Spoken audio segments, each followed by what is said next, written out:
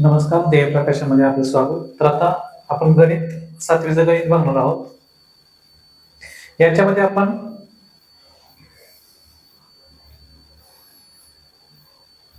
कोणत्या कोणत्या गोष्टी बघितल्या ते पहिल्यांदा बघून घेऊ. याच्यामध्ये तर आपण काय काय बघितलं इथं, भौमितिक रचना असेल ते बघितलं आपण. त्याच्यानंतर पूर्णांक संख्या असतील, लसावी मसावी असेल, कोण कोणाच्या जोड्या बघितल्या असेल, तर हे चार काय झालं आपण, हे चार प्रकार आता बघितले. याच्यानंतर तर पुढचं जे परिमेय संख्या व त्यावरील क्रिया हे आता बघायचं आहे आपण.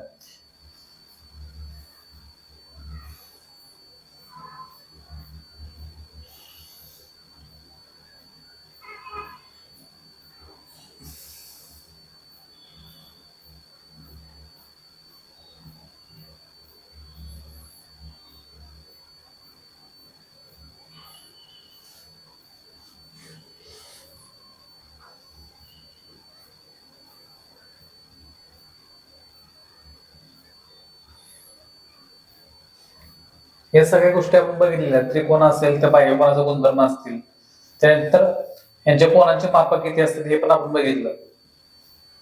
आता काय बघायचं आपल्याला याच्यामध्ये, तर परिमेय संख्या आणि त्यावरील क्रिया. आता परिमेय संख्या असतील तर परिमेय संख्या काय बघितलं आपण, नैसर्गिक संख्या काय असतात, पूर्ण संख्या काय असतात, पूर्णांक काय असतात, या सगळ्या गोष्टी आपण बघितल्या बरोबर. त्यांचा समूह कुठलं कुठलं ह्या गोष्टी आपण काय केल्या सगळ्या बघितल्या. तर त्यांच्यावर क्रिया म्हणजे काय, तर गुणाकार असेल, बेरीज असेल, वजाबाकी असेल, गुणाकार असेल किंवा भागाकार असेल, मग हा कसा करायचा, तर कुठल्या पद्धतीने कुठल्या कुठल्या त्यासाठी पद्धत वापरायची, मग या गोष्टी आपल्याला बघायच्या. आता इथं बघा काय काय दिले याच्यामध्ये, तर नैसर्गिक संख्या इथं काय दिले बघा. तर नैसर्गिक संख्या काय, ते एक पासून सुरू होणार जो गट आहे त्याला काय म्हणलं तर नैसर्गिक संख्या. याच्यामध्ये नैसर्गिक संख्यामध्ये काय फक्त ऍड झालं, तर पूर्णांक शून्य ऍड झालं, तर कुठल्या संख्या पूर्ण संख्या झाल्या. याच्यामध्ये पूर्णांक संख्या जर म्हणलं तर पूर्णांक संख्यामध्ये काय आलं, तर ह्या नैसर्गिक संख्या आल्या, त्याच्यानंतर पूर्ण संख्या आल्या, आणि त्याच्यात याच्यामध्ये ज्यावेळेस मायनस असतील किंवा ऋण संख्या ज्यावेळेस काय होते ऍड होत्या, त्यावेळेस तो कुठला गट बनतोय, तर पूर्णांक संख्याचा बनतोय. त्याच्यानंतर मग परिमेय संख्या असतील, मग परिमेय संख्या कशा म्हटल्या बघा, तर नैसर्गिक संख्या, पूर्ण संख्या, पूर्णांक संख्या, आणि त्याच्यानंतर हे परिमेय संख्या ज्यावेळेस हे होतील की हा छेदनशील, त्यावेळेस पूर्ण काय होतंय, म्हणजे अपूर्णांक संख्या मिळवल्यानंतर ज्यावेळेस जो गट तयार होतोय तर तो कुठला गट राहतोय, तर परिमेय संख्येचा. मग काय लक्षात येतं, परिमेय संख्यामध्ये पूर्णांक संख्या, पूर्ण संख्या आणि नैसर्गिक संख्या या सगळ्या संख्यांचा काय होतं तिथं समावेश होतो, हे लक्षात घ्यायचं. या आकृतीत आपल्याला लक्षात येत आहे इथं काय होतंय, तर ज्यावेळेस या तीन संख्या, तर नैसर्गिक संख्या, आपण नैसर्गिक संख्या म्हणलं तर हे 5/7 जर घेतलं आपण, नैसर्गिक संख्या होईल का तिथं, तर नाही होणार. नैसर्गिक संख्या कुठल्या राहतात, तर एक पासून सुरुवात होते, अनंत पण असतात त्याला काय होतात, याच्यामध्ये ना शून्य येणार आहे ना ऋण संख्या नाही. इथं शून्य आल्यानंतर त्या संख्या कुठल्या होणार, तर पूर्ण संख्या, आणि ज्यावेळेस ऋण संख्यांचा समावेश झाला त्यावेळेस पूर्णांक संख्या होतील, हे लक्षात आलं पाहिजे.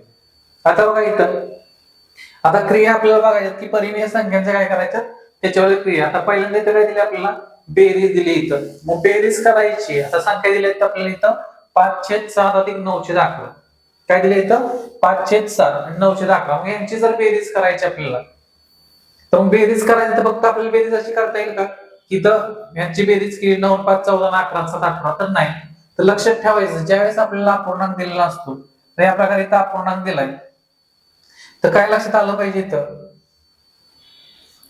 तर काय लक्षात ठेवायचं इथं, तर आपल्याला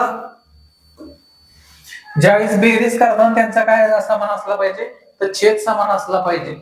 जर छेद समान असेल तरच काय होणार आहे तिथं, तर आपल्याला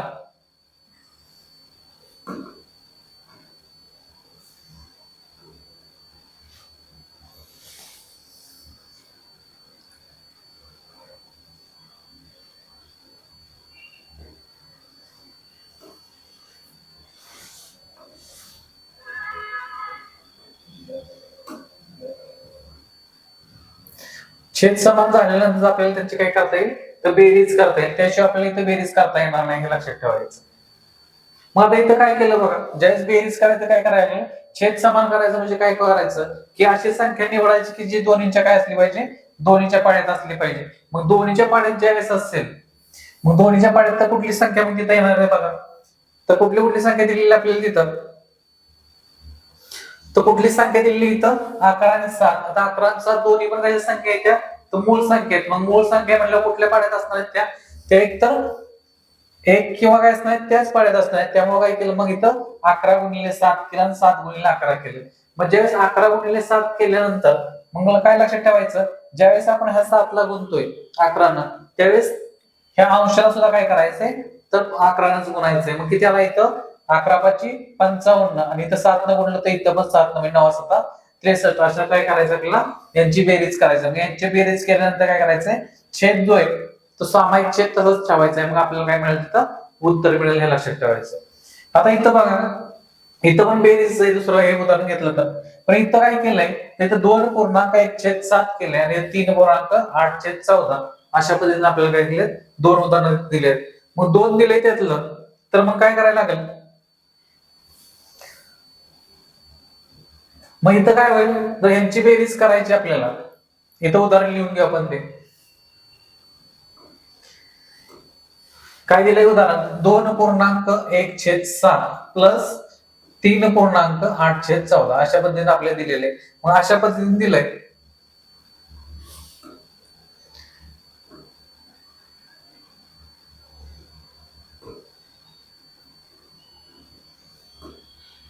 तर काय करणार आपण तिथं,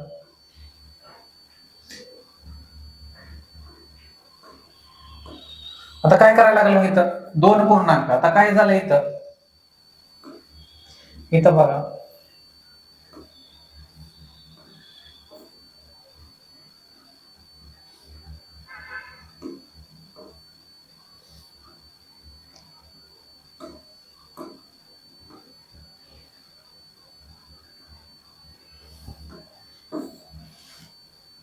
आता बघा इथं ते इथं 2.1/7 ज्यावेळेस दिलेलं आहे, तर आता याचं पूर्णांकाचं आपल्याला त्याच्यात रूपांतर करायला लागेल तिथं.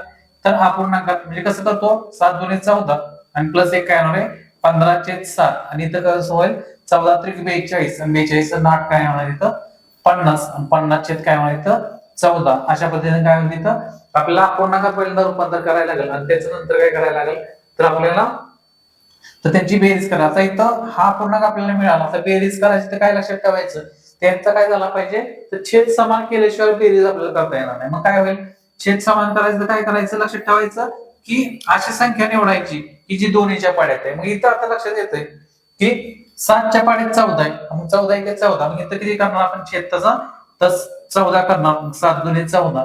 मग इथं पण किती गुणणार आपण 2 नच गुणणार आहे. मग 2 न गुणल्यानंतर ज्यावेळेस आपण 2 न गुणतोय तिथं त्यावेळेस आपल्याला काय मिळालं मग इथं मग 15 2 30 अधिक 50 आणि छेदामध्ये काय करायचंय छेद आता इथं पण 14 झाला इथं पण 14 झाला. मग तो काय घ्यायचाय सामाईक घ्यायचाय तिथं. मग हा 14 80/14 अशा पद्धतीने काय झालं इथं उत्तर आलं. मग हे आल्यानंतर आता काय करायचं इथं 80/14 दिलंय, पण 80/14 काय करायचं हे आपलं फायनल उत्तर आहे का तर नाही. मग इथं काय लक्षात ठेवायचं ह्याला पण संक्षिप्त रूप द्यायचं.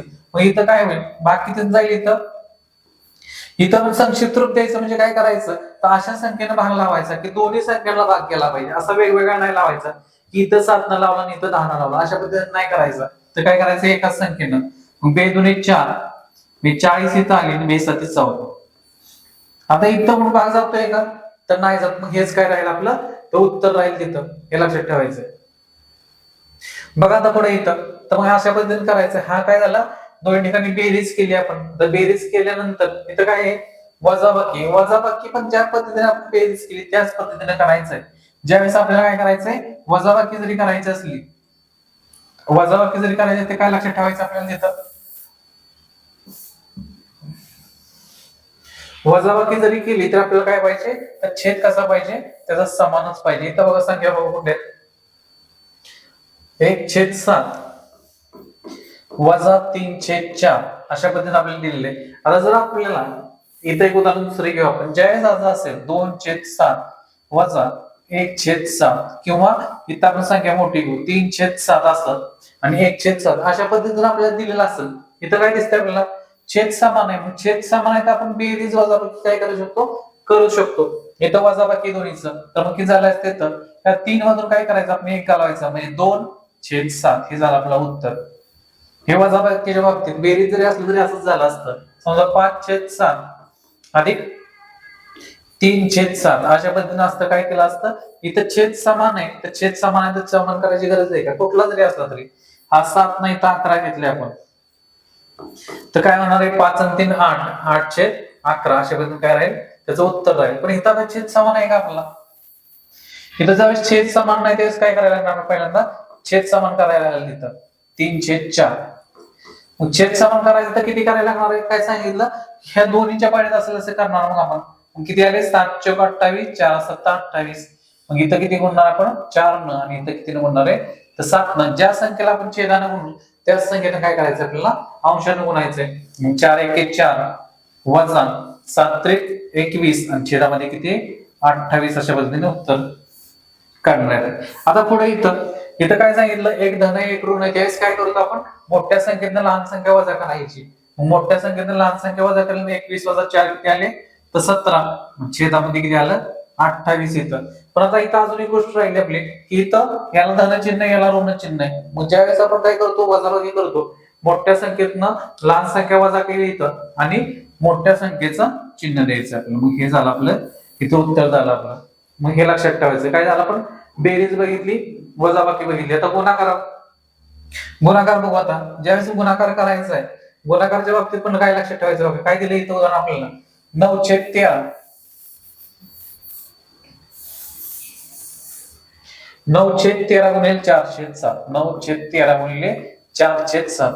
आता इथं लक्षात ठेवायचं, छेद समान करायचा कधी करायचा आहे, फक्त बेरीज आणि वजाबाकी करताना. ज्यावेळेस आपण गुणाकार किंवा भागाकार करतो, छेद समान करायची काय होते आपल्याला गरज नाही तिथं, की छेद समान करायचं नाही, लक्षात ठेवायचं.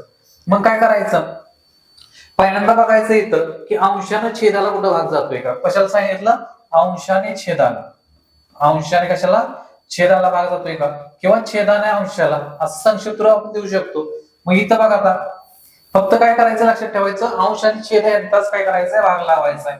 मग आता इथं भाग जातोय का, तिथं 4 न ह्या 7 ला किंवा ह्या 13 ला आपल्याला काय करायचं, भाग लावायचा. जातोय इथं तर नाही जात. ह्या 9 न ह्या 7 ला किंवा 13 ला जातोय का तर नाही जात. त्यामुळे इथं भाग जात नाही. डायरेक्ट काय करायचंय, अंश अंशाचा गुणाकार करायचा आहे आणि छेदाचा गुणाकार करायचा. मग किती झाले, 9×36 आणि 13×91 अशा पद्धतीने आपण उत्तर काढणार आहे. आता पुढचं बघू. याच्यामध्ये खालचं उदाहरण आता दिलेलं किती दिलं इथं, खालचं हे 9/13 6 नंबरचं घेऊ आपण आणि 26/3. आता काय सांगितलं की आपल्याला छेद समान करायचं नाही, पण त्याच्या आधी काय बघायचं की कुठं भाग जातोय का हे बघायचं.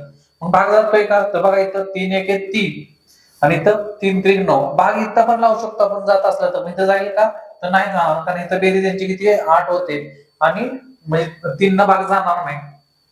मग इथं पुन्हा भाग जातोय 13 1 13 आणि 13 2 26. आता इथे छेदामध्ये किती राहिले, छेदामध्ये फक्त 1 1 राहिले. तर अंशामध्ये 3×2 आणि छेदामध्ये 1×1. मग 3 2 6/1 6/1 म्हणजे काय असते उत्तर, तर 1 उत्तर असते. मग अशा पद्धतीने आपल्याला काय लक्षात ठेवायचंय, ज्यावेळेस गुणाकार करायचा तेव्हा आपल्याला लक्षात ठेवायचं की छेद समान करायचं नाही. छेद कुठं करायचं, फक्त बेरीज आणि वजाबाकीलाच करायचंय. त्याच्यानंतर पुढे बघू. आता काय काय बघितलं आपण, बेरीज बघितली, वजाबाकी बघितली, गुणाकार बघितला. त्याच्यानंतर आता भागाकार बघू.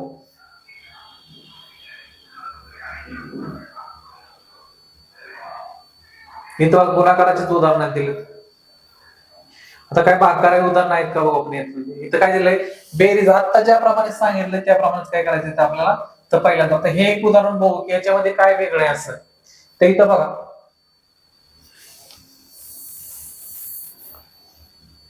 काय दिलेलं उदाहरण आपल्याला इथं,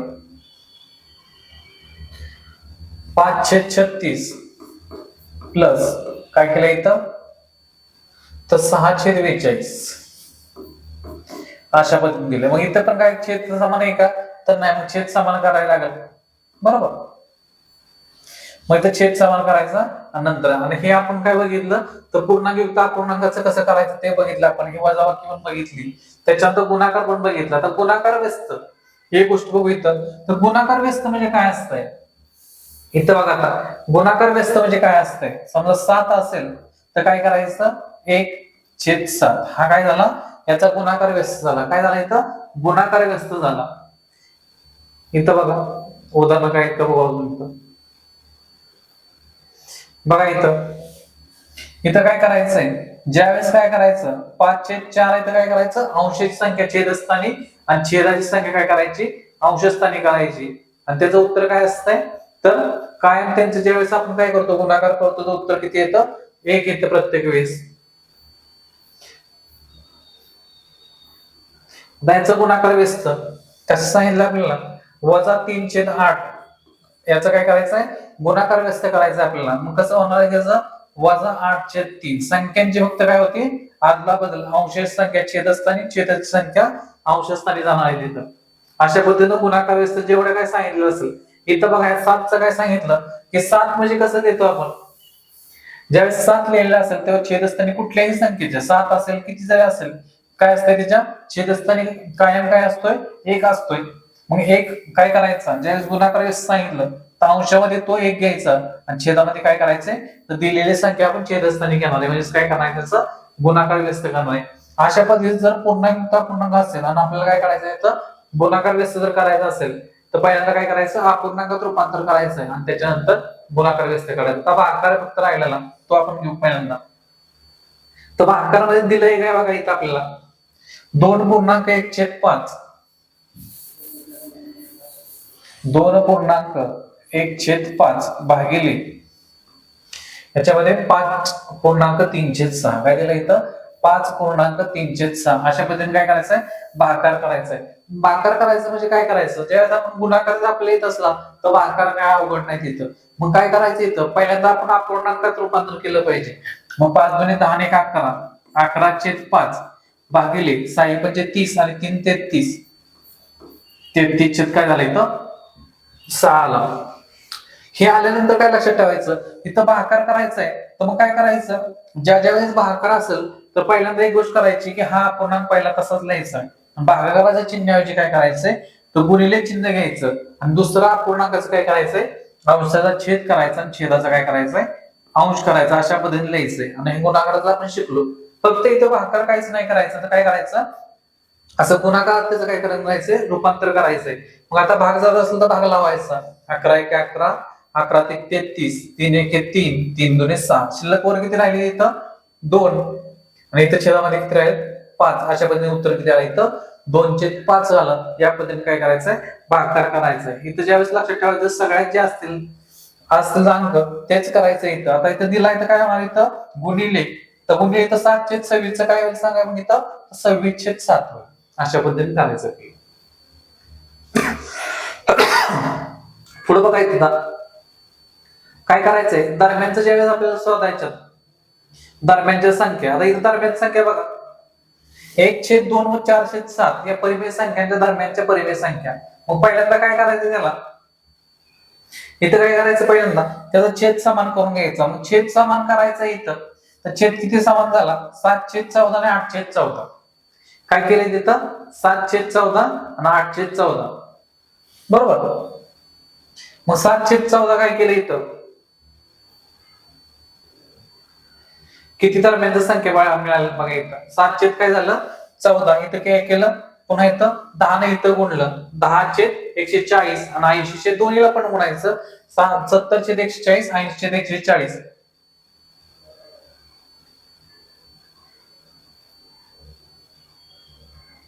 आणि त्याच पद्धतीत काय केलं इथं बघा, ह्याला पण रूपांतर केलं. काय केलं, याला 100 न गुणलं. ज्यावेळेस काय करायचंय, 7 दोन्ही साईडला 100 न गुणलं, 700/1400 आणि 800/1400 अशा पद्धतीने तिथं केलेलं आहे. ज्यावेळेस आपल्याला कुठल्याही मधल्या संख्या शोधायची त्यावेळेस काय करायचं, संख्या रेषेव काय आहे, तर संख्या रेषेप्रमाणे संख्या रेषा बघितलं इथं आपण, काही संख्या रेषेव उजव्या साईडला कुठल्या संख्या असतात धन आणि डाव्या साईडला ऋण संख्या असतील. त्याच्याप्रमाणे इथं बघा, इथं 5/10 6/10. मग इथं काय आलं, इथं 11/20 आणि इकडं असलं तर कुठली संख्या असेल, तर 7/10 संख्या असेल.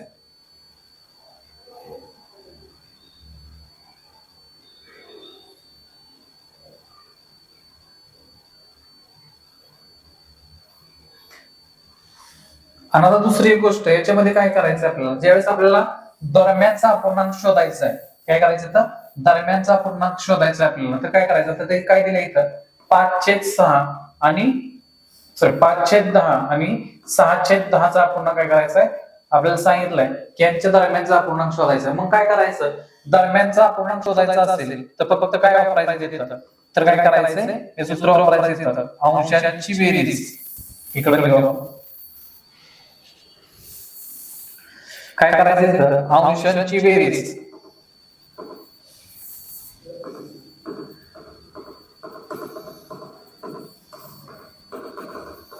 आणि काय करायचं, छेदांची बेरीज. मग काय झालं इथं 5/10 आणि किती 6/10 असं दोन अपूर्णांक दिले जातात. मग अंशाची बेरीज किती होईल इथं 11 आणि छेदांची पण बेरीज करायची इथं. इथं काय करायचंय, छेद समान आहे तरी आपण बेरीज करायची इथं. उत्तर किती येणार आपलं 11/20 हे आपलं उत्तर आहे. या पद्धतीने काय करायचंय, उत्तर काढायचं आपल्याला. आता इथं बघा मग इथे किती होईल 11/20 आणि 3/5. इथं छेद समान करायचं नाही हे लक्षात ठेवायचं. 11 3 14 आणि 20 आणि 5 25 अशा पद्धतीने करायचं.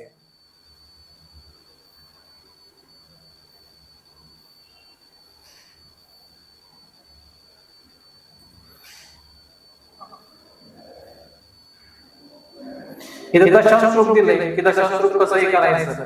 दशांश रूप करताना काय करायचं बघा, ज्यावेळेस आपण शिकलो की ज्यावेळेस अपूर्णांकाचा दशांश अपूर्णांकात रूपांतर करायचंय तर या संख्येने या संख्येला काय करायचंय, भागायचंय. त्यावेळेस आपल्याला काय मिळतंय, तर दशांश अपूर्णांक मिळतो.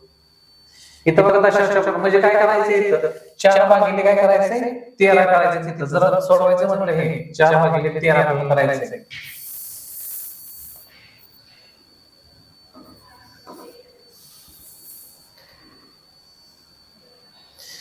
13/4 याचं काय करायचं आपल्याला, दशांश अपूर्णांकात रूपांतर करायचं. इथं भागाकार करायचा असतं. 4×4=12 बरोबर, शिल्लक राहिले हे. तर भाग झाल्यानंतर काय करायचं, तर दशांश देणार आपण इथं. मग काय करायचं, शून्य घेतले 4 2 8 पुन्हा 2 येतं, पुन्हा शून्य घेतला 4 5 20 म्हणजे किती येणार उत्तर आपलं, तर 3.25 येणार. या पद्धतीने काय करायचं आपल्याला उत्तर काढायचं. आता बघा इथं पदावली आपल्याला, मग पदावलीमध्ये काय लक्षात ठेवायचं, ज्यावेळेस एकापेक्षा जास्त असतील तर नियम काय असतो, नियम कुठले, तर ह्याच्यावर ठराविक क्रमांकाचं काय करायचं आपल्याला क्रिया करायची असते. मग इथं बघा काय दिलंय 40 × 10/5 अधिक 17 दिलंय आपल्याला. मग अशा पद्धतीने दिलंय तर काय करता येईल इथं, ते सोडवताना काय करायचं आपल्याला, तर क्रमांक आपल्याला सोडवायचं. याच्यामध्ये कसं होईल, मग याच्यामध्ये करताना काय करायचं आपल्याला, पहिल्यांदा भागाकार करायचा आहे. भागाकार केल्यानंतर काय करायचं आहे, गुणाकार करायचा आहे, नंतर बेरीज आणि वजाबाकी करायची. मग आता कसं वापर देत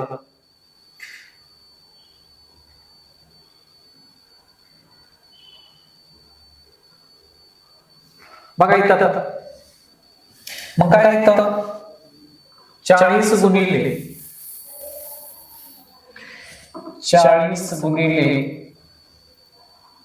10/5 आणि काय करायचं 17 अशा पद्धतीने केलायचं. मग कसं करणार, पहिल्यांदा भागाकार केला इथं 40 गुणिले 2 अधिक 17. मग काय होणार, पुन्हा गुणाकार केला 40 × 80 प्लस 17 किती उत्तर आलं इथं आपल्याला, तर 97 उत्तर येतं. या पद्धतीने असेल तर काय करायचं, पहिल्यांदा कंस सोडून घ्यायचं. लक्षात ठेवायचं 80 भागिले काय काय येतं कंसामध्ये 15 अधिक 8 वजा 3 अधिक 5 अशा पद्धतीने दिलेलं आहे. तर पहिल्यांदा कंस सोडायचं काय केलं, 80 भागिले कंसाचा ज्या क्रिया ते केलेलं आहे काय होणार, 18 × 5 = 23 वजा 3 अधिक 5. मग काय झालं 80 भागिले 20 अधिक 5. मग काय आहे पुन्हा लक्षात ठेवायचं की भागाकारच करायचा पहिला. जरी बेरीज असेल तरी सोपं वाटत असेल तर बेरीज इथं करणार नाही, तर उत्तर तुम्हाला येतं. नाही तर काय झालं 20/80 प्लस 5 काय उत्तर आलं तिथं 9 अशा पद्धतीने. हे लक्षात ठेवायचं. याच्यामध्ये पदावली सोडवताना आपण बोर्ड पास या पद्धतीने करायचं. मग बोर्ड पास म्हणजे काय, तर हे सांगतो इथं.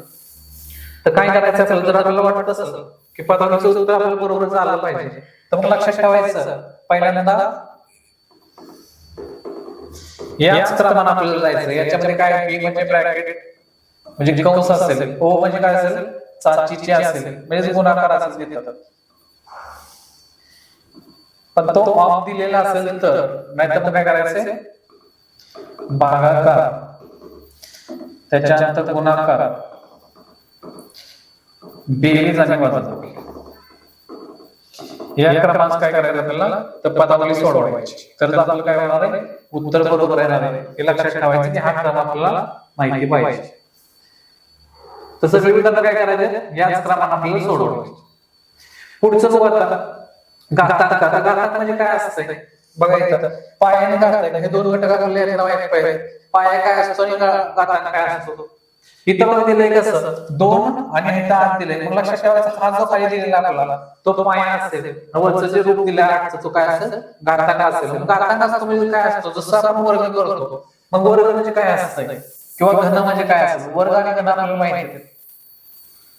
काय सांगितलं मग, समजा 2चा वर्ग काय म्हणतो आपण, तर 2चा वर्ग 4. मग 2चा वर्ग 4 म्हणतो म्हणजे काय होतं, याचा अर्थ काय होतं, याचं काय करायचंय, 2 वेळा गुणाकार करतो त्यावेळेस आपण 4 उत्तर मिळते. घन म्हणजे काय करतो आपण, 2 गुणिले 2 गुणिले 2. त्यावेळेस आपल्याला काय उत्तर मिळालं, 8. आणि लिहिताना कसं लिहितो आपण, हा लिहितो घन. मग घन लिहितो म्हणजे काय करतो इथं, तर 2चा काय असतो, तिसरा घात असतो किंवा 3 घातांक असतो. याला लक्षात ठेवायचं. बघा इथं एम चे वाचन, ए चा घातांक एम किंवा ए चा एम घात असे करतात. कसं करायचं वाचन इथं, ए चा घातांक काय एम म्हणजे 2 चा घातांक 8 किंवा 2 चा 8वा घात, अशा पद्धतीने काय करायचं, वाचन करायचं.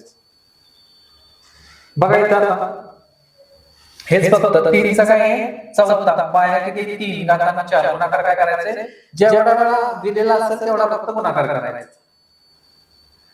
अशा पद्धतीने करायचं. इथं पण बघा वजा 13 असं काय होणार आहे, तो वजा 13चा चौथा घात असेल. अशा पद्धतीने होणार. इथं बघा आता ज्यावेळेस वजा घात असेल तर काय करायचं, अशा पद्धतीने लिहायचं, वर्ग आणि घन. आता वर्ग घन सांगितलं की ज्यावेळेस 2 वेळा लिहिलेला असेल तर 2 वेळा गुणाकार, 3 वेळा असेल तर 3 वेळा गुणाकार. अशा पद्धतीने वर्ग आणि घन केला जातो. आता सोपे रूप द्या. सोपे रूप द्यायच्यामध्ये काय आहे बघा, ज्यावेळेस काय करायचंय, ज्यावेळेस पाया समान असतो, पाया समान असलं काय करायचं, त्याचं पाया समान असल्यानंतर घातांकामध्ये जर गुणाकाराची क्रिया असेल दोन्हीमध्ये तर काय करायचं, त्यांची बेरीज करायची. हे लक्षात ठेवायचं. काय करायचं, त्यांची बेरीज करायची. म्हणजे बघा इथं उदाहरण आपण बघू, तर 7चा चौथा आणि 7चा दुसरा. काय दिलं, 7चा चौथा घात आणि 7चा दुसरा घात. काय दिलं, 7चा चौथा गुणिले 7चा दुसरा. याच्यामध्ये लक्षात ठेवायचं काय, कुठली क्रिया म्हणजे गुणाकाराची. आणि इथं पाया कसा पाहिजे, समान पाहिजे. मग पाया काय करायचा, तसंच मांडायचा आणि यांची काय करायची, बेरीज करायची. 4 2 6 म्हणजे आपलं उत्तर काय, 7चा काय 6वा घात असं आपलं उत्तर येईल. याच पद्धतीने बाकीचं सगळ्यांचं करायचं. जर पाया समान असतं, गुणाकार असेल तर काय करायचं, त्याची बेरीज करायची. इथं बघा दुसरा नियम, ज्यावेळेस पाया समान असेल, घातांकाचा भागाकार असेल तर काय करायचं, घातांची काय करायची, तर वजाबाकी करायची. हे लक्षात ठेवायचं. म्हणजे बघा इथं काय दिलंय, 6चा चौथा भागिले 6चा दुसरा. मग या 6 तासाचं येणार यातलं काय करणार आहे, 4 मधून 2 वजा करायचं म्हणजे उत्तर किती लागलं, 2 असं उत्तर. इथं पण तसंच काय बघा, इथं वजा 5चा 5वा घात, वजा काय आहे, वजा 2चा तिसरा घात आहे. मग अशा पद्धतीने काय केलं, तर वजा 2चा किती घात राहिला तिथं, तर दुसरा घात राहिला. कारण ह्या 5 मधून हे 3 वजा होतील. त्याच्यानंतर पुढं ज्यावेळेस कुठल्याही संख्येचा काय असतोय, शून्य घात असतो, त्यावेळी उत्तर काय येणार आहे, तर एकच उत्तर येणार आहे. काय उत्तर येणार, तर एकच. त्याच्यानंतर दुसरं, हा पुढचा नियम, एचा एम वजा घात असेल तो मांडणार कसा मांडणार आहे, तर 1/m चा घात अशा पद्धतीने मांडायचा आहे. कारण हा वजा येतं, तेच काय करायचं, याला अंशामध्ये मांडायचं 1 आणि छेदामध्ये तर प्लस घ्यायचं आपल्याला. त्याच्यानंतर पुढचा येतं की ज्यावेळेस आपल्याला गुणाकार व्यस्त सांगितलं जातं, गुणाकार व्यस्त म्हणजे काय करायचं, येतं एचा 5/3 असेल, इथं वजा घात आहे, हा 3/4 काय होईल, 3/5 वजा येईल. तो बदला येईल तर प्लस येईल, तिथं मायनस नाही येणार इथं. बघा आता इथं हे उदाहरण आपण बघितलं की जर काय छेद इथं पाया समान आहे आणि यांचं काय आहे, तर हा चौथा घात आहे, हा 6वा, यांची वजाबाकी करायची. तर मग उत्तर काय येणार आहे, ह्या 4 मधून 6. पण इथं वजा चिन्ह असल्यामुळे याला काय येणार आहे, तर वजा दुसरा घात येणार आहे. याच पद्धतीने काय काय सोपे रूप द्यायचे हे आपण बघितलं आता. हे काय करायचं, सगळे उदाहरण काय करायचं, सोडवायचं आपल्याला. 2 संख्येचा गुणाकार राहतात. आता लक्षात ठेवायचं की ज्यावेळेस 2 गुणिले 3 इथं काय केले चौथा घात आहे, म्हणजे ज्या काय असतो ह्या दोन्हीचा पण काय असतो तो घातांक असतो. अजून एक घेतलं की घातांकीत संख्येचा घात म्हणजे बघा 5चा दुसऱ्याचा काय आहे? तिसरा घात आहे कंसाचा. मग असं ज्या वेळेस असेल आणि पाय इथं काय दिलं 5, तर मग घातांकाचे काय करायचं इथं, तर इथं गुणाकार करायचा घातांचा, म्हणजे बेरीज 6 अशा पद्धतीने उत्तर निघालं तिथं. आता इथं बघा, इथं खाली बघू, इथं काय दिलंय तर ह्याचा गुणाकार करायचा. आपण बेरीज 6 म्हणजे उत्तर काय आलं पाहिजे आपल्याला वजा 6 अशा पद्धतीने उत्तर येईल. ज्या वेळेस लक्षात ठेवायचं घाताचा घात असेल ना, पाया काय असेल, पाया तिथे समान असेल. आता इथे एकच दिलाय तेव्हा पाया समान असेल. मग पाया समान आहे म्हणजे काय करायचं, त्याचा गुणाकार करायचा. घातांचा दोन्हीचा गुणाकार करायचा. म्हणजे बघा इथे कोणाचा गुणाकार केला आपण 2 गुणिले 3 आणि 2 ला वजा चिन्ह नाही, गुणाकार एक जण एक ऋण असेल तर उत्तर आपल्याला ऋणामध्ये येणार आहे. या पद्धतीने अजून एक इथं बघा 3चा चौथा आणि याचा वजा दुसरा, म्हणजे काय करणार आपण 4 गुणिले 2 4 गुणिले 8 उत्तर काय येणार आपलं वजा 8.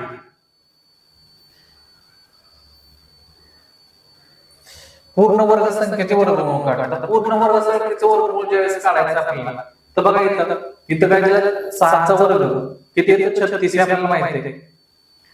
आता वर्गमूळ काढायचं, तर वर्गमूळ कसं काढायचं, तर हे वर्गमूळाचं काय, वर्गमूळाचं चिन्ह नाही,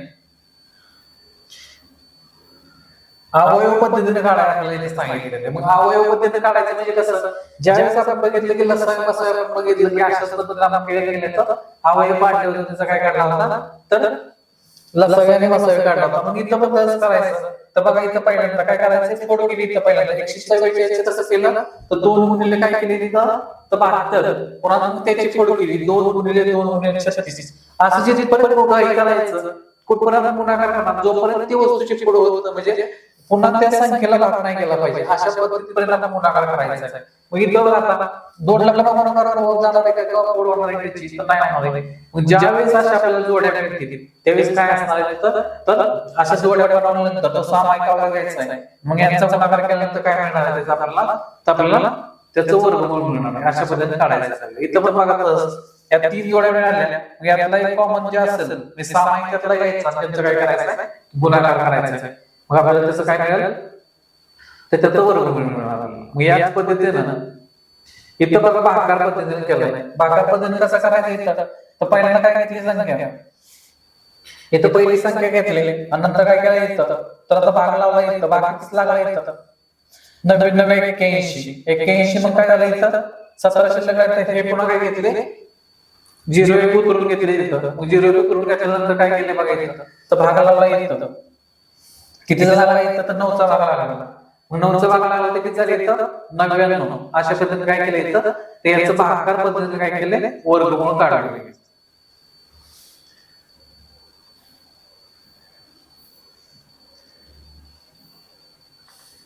याच्यामध्ये आपल्याला इथे या प्रकरणामध्ये फक्त काय शिकायला मिळालं, तर घातांकात जो घात असतील त्यांची बेरीज कधी करायची, वजाबाकी कधी करायची, घाताचा घात असेल तर काय करायचं, इथे आपल्याला काय शिकलं, तो वर्ग आणि वर्गमूळ. वर्गमूळ कसं काढायचं, तर अवयव पद्धतीने बघितलं इथं आणि काय केलं भागाकार पद्धतीने. अशा दोन आपल्याला काय करायचं, 2 गोष्टी इथं बघितल्या. त्याच्यानंतर पुढे बघू आपण याच्यातला जोड स्तंभालेख. जोड स्तंभालेख म्हणजे काय, आता स्तंभालेख म्हणजे काय, ते इथं बघा या पद्धतीने असतं. स्तंभ म्हणजे काय असतं, तर खांब, म्हणजे असं उभे ज्या वेळेस आपल्याला स्तंभ दिले असतील किंवा खांब म्हणून, तर मग खांब किंवा स्तंभ म्हणून या स्तंभाला काय म्हणायचं, ह्या आलेखाला काय म्हणायचं आपल्याला, तर स्तंभालेख म्हणायचं. आता इथं आपल्याला सांगितले कुठले, फक्त स्तंभालेख नाही तर जोड स्तंभालेख. जोड म्हणजे काय, जे जोडीने येणार ते असतील आपल्या इथं.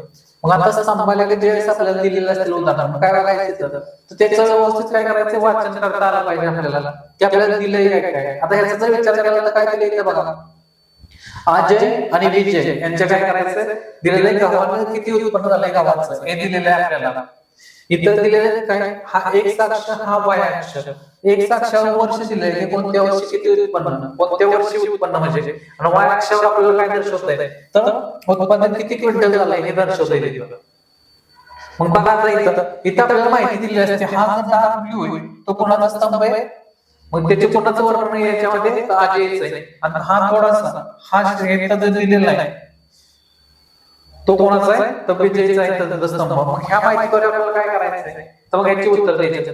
इथं बघा प्रश्न, कोणत्या वर्षी दोघांची गव्हाचे उत्पादन सारखे होते? आता कोणत्या वर्षी इथं कुठल्या स्तंभामध्ये दोन स्तंभ आपल्याला सारखे दिसतात म्हणजे समान पाहिजे उत्पन्न.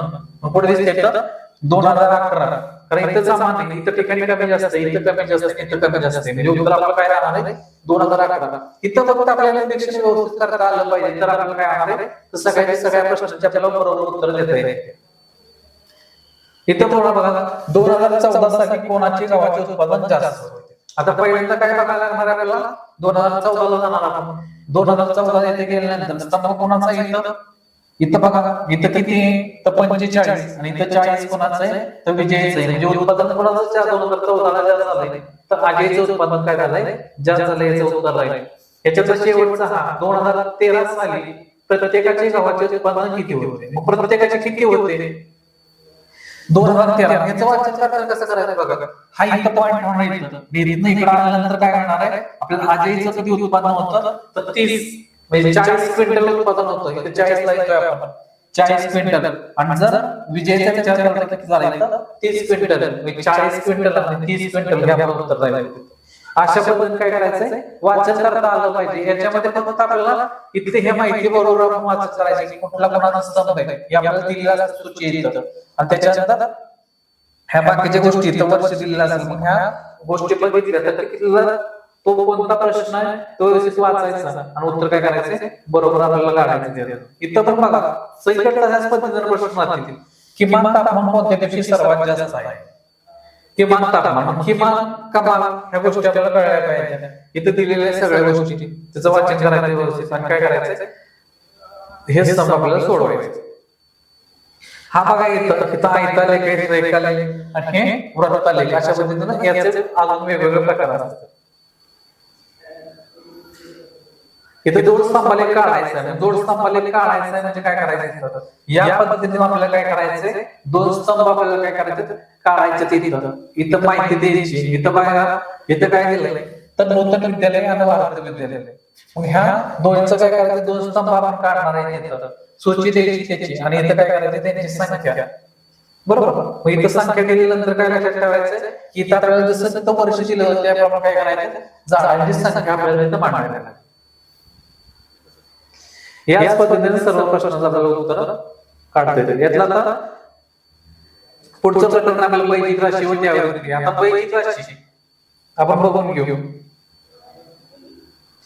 बघायचं इथं 3n+1 3t 2x अधिक 3y अशा काय त्या वैदिक राशी आहेत. या राशीमध्ये काय आहे n y म्हणजे अल्फाबेटिकल जे काय आहे त्याला काय म्हणतो आपण चल असं म्हणतो. 3x या राशीत 3 हा x या राशीचा काय आहे सहगुणक. काय तो सहगुणक. मग सहगुणक कोणाला म्हणायचं तर 3 ला जी संख्या त्याला काय म्हणतो आपण सहगुणक आणि जे अल्फाबेट आहे त्याला काय म्हणतो आपण चल असं म्हणतोय. अशा पद्धतीनं आपल्याला त्याचं वाचन कळलं पाहिजे कुणाला सहगुणक म्हणायचं आणि तिथं कुणाला आपण काय म्हणणार आहे तर चल म्हणणार आहे. ही गोष्ट आपल्याला समजली पाहिजे. आता याच्यामध्ये पण प्रकार असतात बघा. याच्यामध्ये प्रकार काय काय दिलेले इथं बघा एकपद द्विपद त्रिपद आणि बहुपद राशी. मग आता इथं काय 4x म्हणजे किती पद आहेत तिथं तर एक पदच आहे म्हणजे फक्त x आहे म्हणून त्याला काय म्हणतात एक पद. याच्यामध्ये x आणि y आहे तर काय झालं द्विपद झालं. त्रिपद मध्ये बघा a b आणि c म्हणजे ज्याप्रमाणे इथं जर अजून एक असतं ते एक पदच राहिलं असतं पण तो वेगवेगळं ज्या असतील त्याला काय आहे द्विपद असं होईल. म्हणजे इथं बघा तर a आणि b च फक्त पण इथं बघा a चा नाही इथं a चा काय आहे वर्ग आणि इथं a ला काय आहे a चा पहिला घात अशा पद्धत दिलेला तो काय होणार आहे तर बहुपद होणार आहे. इथं फक्त आपल्याला वर्गीकरण करायचं. वर्गीकरण काय बघितलं आपण आता इथं फक्त एकच x आहे मग कुठला असणार आहे तो काय असणार आहे ते एक पद असेल.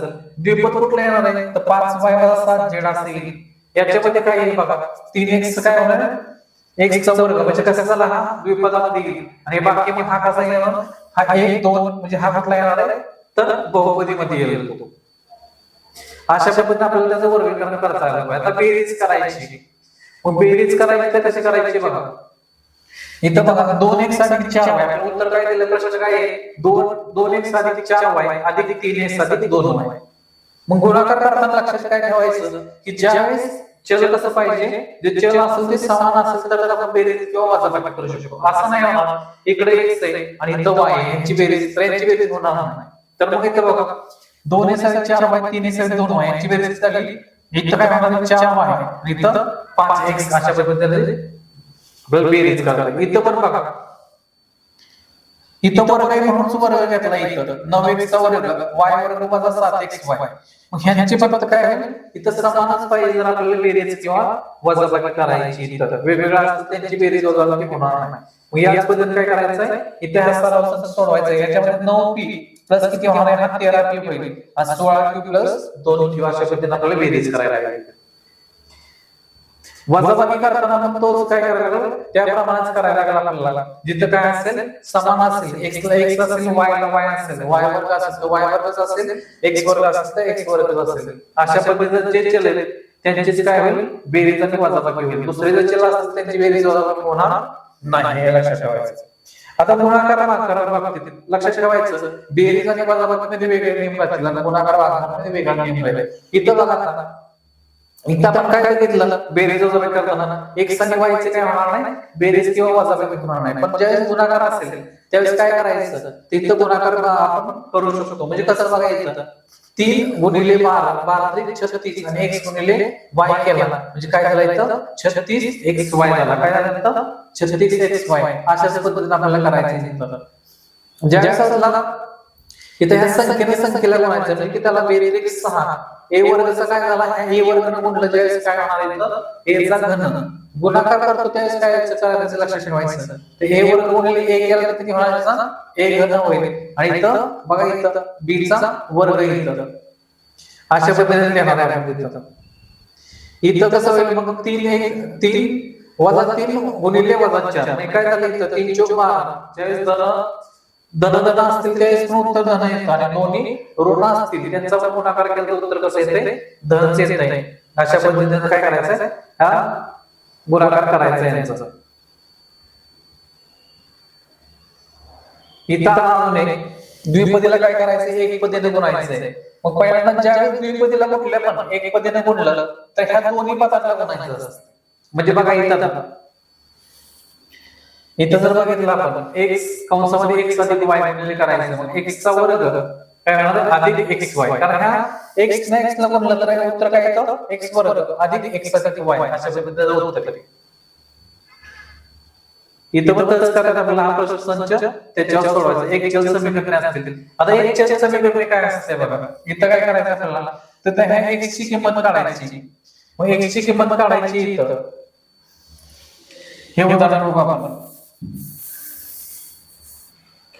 x अधिक 7 बरोबर 4. मग हा काय करायचा x ची किंमत काढायची तर x बरोबर हा इकडे धन इथं काय झालं इकडं मायनस होईल.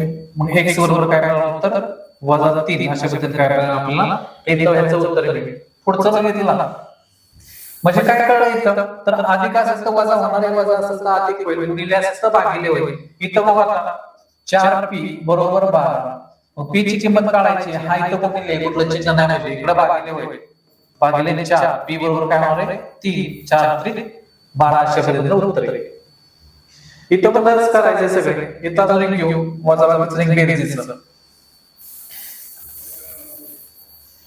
काय तर दिलेलं आपल्याला m वजा 5 बरोबर 4 m बरोबर 4 हा इकडे वजा आहे तिकडे अधिक होईल m बरोबर 9 अशा पद्धतीने उत्तर करायचं. शेवटचा आहे तुला t छेद काय इथं 3 बरोबर 4 t छेद 3 बरोबर 4 t बरोबर हा भागिले ते काय होईल गुणिले 3 × 12 अशा पद्धतीने उत्तर निघालं. इथं वाटतं t बरोबर 4 गुणिले 3 म्हणजे t बरोबर काय करायचं 12 हे आपल्याला उत्तर मिळालं. अशा पद्धतीने काय करायचं यातलं उदाहरण संकल्पना सोडवून घेणार याच पद्धतीने. इथं बघा हे समीकरण सोडवायचं आहे. समीकरण याच्यामध्ये बघू की समीकरण कसं तयार करायचं. राकेशचे वय सानियाच्या वयापेक्षा 5 वर्षांनी कमी. मग आता ज्या असं दिलेलं असेल तर समीकरण पण आपल्याला तयार करता आलं पाहिजे. समीकरण बघा इथं राकेशचं वय काय घेतलं राकेशचं वय जर x घेत असेल तर काय होणार आहे राकेशचे वय सानियाच्या वयापेक्षा 5 वर्षांनी कमी. म्हणजे याचं काय होणार आहे हिचं जास्त असेल किंवा जर असं घेतलं आपण सानियाचं काय घेतलं आपण सानियाचं x घेत असेल तर सानियापेक्षा काय राकेश 5 वर्षांनी लहान आहे. मग यांच्या वयाची बेरीज किती होते? तर 27 बेरीज आहे त्यांच्या वयाची. मग अशा पद्धतीने सोडवायचं. मग यांची बेरीज झाल्यानंतर किती होणार आहे? 2x वजा 5 बरोबर 27. 2x बरोबर 27 प्लस 5. बघा इथं मायनस इकडे प्लस झाले. 2x बरोबर किती आले तिथं? 32. म्हणजे x बरोबर किती मिळालं तिथं? 16 हे उत्तर मिळालं तिथं. मग x बरोबर 16 मिळाल्यानंतर आपल्याला विचारलंय कोणाचं? तर प्रत्येकाचे वय किती? मग x कोणाचं वय घेतलं आपण? हे जर समीकरण आपण घेत असतो तर x कोणाचं घेतलं आपण? सानियाचं. आणि x वजा 5 कोणाचं आहे? तर राकेशचं आहे. म्हणजे x कोणाचा आला? 16. आणि मग 16 मधून 5 गेले म्हणजे किती वय येणार याचं? 11 गणाचं वय येणार आहे. राकेशचं वय येणार आहे. अशा पद्धतीने आपल्याला समीकरण पण तयार करता आलं पाहिजे आणि सोडवता पण आलं पाहिजे. मग हे याच्यात उदाहरण काय करायचं? सोडवून घ्यायचे, समीकरण तयार करून आपल्याला सोडवता आलं पाहिजे.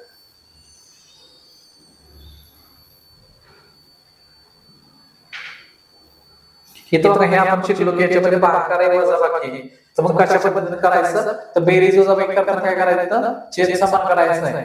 गुणाकार आपल्याला छेद समान करायला लागणार नाही. या पद्धतीने आपल्याला ही बाकीची उदाहरणं सगळी सोडवली. ठीक आहे, आपण थांबूया. धन्यवाद.